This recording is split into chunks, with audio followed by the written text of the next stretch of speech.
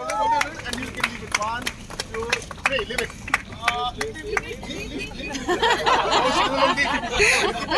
Okay, just leave it. 1, 2, 3.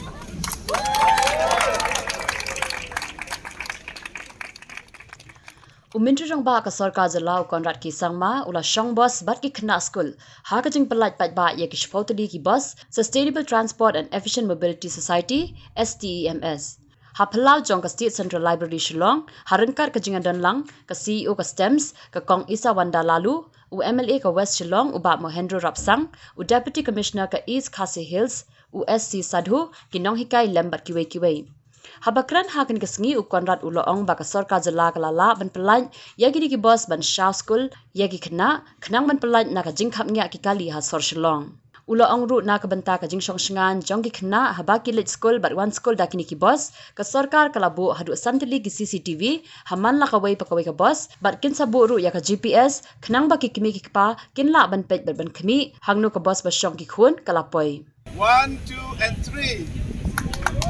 Okay, now move this. Please stop. With representative from Tata Motors, we now hand over the key to the Honorable Chief Minister. We request Dr. Vijay Samar. Parapsang, come this side. Okay? Some picture of some kids or something, a face or something. Let's do something because it looks like a normal branding of Tata. Yeah. It is my great privilege on this occasion as CEO of STEMS to give a brief glimpse, as you have seen in the video just now, of the journey of STEMS so far.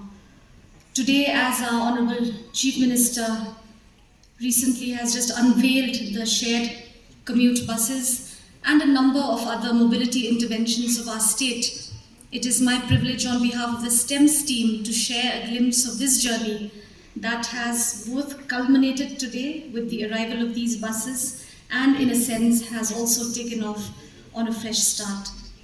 In 2020, with an objective to understand the core issues and the contributing factors to congestion in Shillong city, the state government through the planning department organized a workshop on urban mobility which saw the participation of various key stakeholders from government departments such as traffic police, PWD, urban affairs, as well as participants from civil society, including representatives of schools, community heads, and faith leaders and others. In this workshop and in a series of deliberations and meetings held subsequently over the last 2 years, the last of which was held in October last year and helmed by none other than IIM Shillong, the picture that emerged was of an issue, as our Commissioner has stated, that is cross-cutting, that requires concerted and coordinated efforts by various agencies, that is truly multi-sectoral, and that requires a strong institutional mechanism to get things done.